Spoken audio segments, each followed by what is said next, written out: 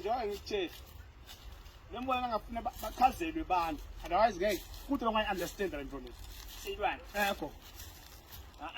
Athi abafuna bachazelwe. Hayi. Futhi babito abantu kuthiwa abahambe. Bababide noma kusendlungu so. Ngoba bachazele. Silwane. One by one. Mani ngalokukhaza.